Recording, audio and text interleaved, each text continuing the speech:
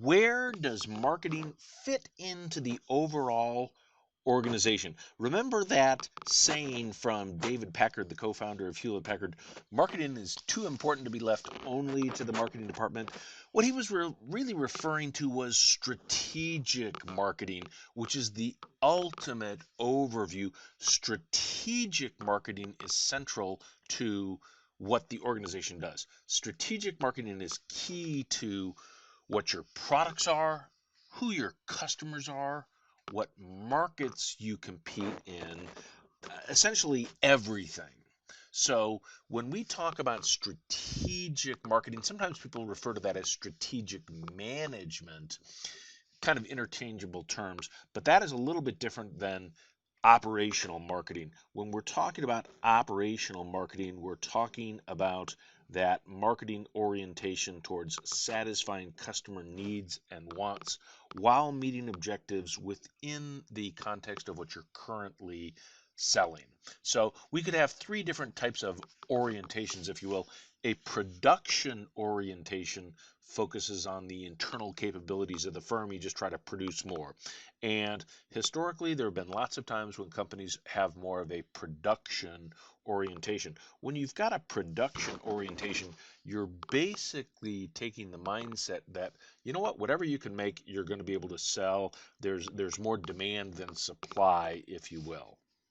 When you have a sales orientation, your focus is on having aggressive sales techniques and focus on just selling, selling, selling. In other words, you focus on selling what you can make. That's a little bit different than a marketing orientation where you focus on making what you can sell. In other words, satisfying customer needs and wants while meeting organizational objectives. You think out to, okay, what does the marketplace want? What does the marketplace value? The issue of sales versus marketing is really that issue of, do you sell what you can make, or do you make what you can sell? And we'll talk more about that sales versus marketing orientation a number of times. But let's just look at an organizational chart. Organizational charts oftentimes look like this. They've got who the various players are and who reports to whom and so on. Let's take a look at Apple. We like to look at Apple because they're such a good company. So here's Apple's current top level organization chart. And one thing that's really interesting, if you look at these VPs here, the VP design, the VP iOS software, the VP worldwide marketing, those are all traditional marketing orientations, if you will. Marketing orientations. It's kind of interesting because Steve Jobs, the former CEO of Apple, had kind of an interesting organizational chart layout at one time. He was at the center of the universe, if you will. And the thing that I find kind of interesting about this organization chart of Apple is it's very, very similar to the so-called product management organization chart. One of the best marketing companies in the world is Procter & Gamble, P&G.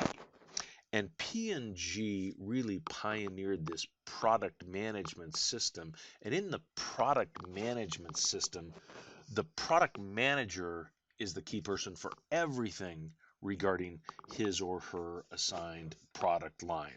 So being a product manager on a Procter & Gamble product line is kind of like being president of your own little company. And Procter & Gamble has lots and lots and lots of different product lines. For example, here's the look at just some of P&G's product lines.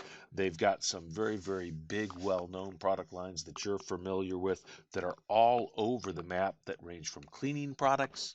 You've got Mr. Clean to personal care products. There's Head and Shoulders to cosmetic products. There's CoverGirl to laundry products. There's Tide to oral care products. There's Scope and so on and so forth. They are just all over the place. Lots and lots and lots of different products. Now, many of those product lines, Procter and Gamble figured out that, hey, there's a need out there in the marketplace that's not being adequately covered, and so they created a product to fulfill that need. That was the so-called marketing orientation, satisfying customer needs and wants. Of course, there's lots of categories in which Procter& Gamble operates where the marketplace need was very, very well established, and so they just created a product line and sold it very, very well. And that's back to that orientation we were referring to earlier, the sales orientation versus the marketing orientation. Sales versus marketing. Do you sell what you can make, or do you make what you can sell? One thing that's so interesting about the whole sales orientation is Salesforce itself is a strategic marketing decision. For example, the decision to have a sales force is a decision to how to go to market. Three companies that have very, very aggressive selling orientations are Herbalife, Amway, and Avon. Those are all direct marketing companies, and by that it is they go directly to the end customer through direct salespeople, Herbalife, Amway, Avon. Well, simply making the decision to have that type of organization was a strategic marketing decision. Most of the time when we're going to be talking about marketing, we're going to be talking about that marketing orientation, that satisfying customer needs, because that's the real key thing. Marketing meets the needs of diverse stakeholders. And so we're going to use that marketing meets needs orientation, throughout the course. That's the marketing concept in a nutshell. Marketing meets the needs of diverse stakeholders. And that marketing concept is simply identifying and satisfying consumer needs to ensure long-term profitability. The marketing concept is identifying and satisfying consumer needs to ensure long-term profitability. Now, there's no doubt about it, marketing management philosophies have changed over time. If you go back to the beginning of the 20th century, it was really much more of a production orientation. Henry Ford, the Ford Motor Company, just make as many cars as you can. Into the 30s and 40s and 50s, it was much more of a sales orientation. But really, from the 1960s on, it's been much more of a marketing orientation where you focus on what customers need and want, and you try to satisfy those customers. Customer satisfaction is really the objective of marketing. It's the customer's evaluation of a good or service in terms of whether that good or service has met their needs or expectations. That's really the crux of customer satisfaction. They're satisfied if the good or service has met their needs and expectations.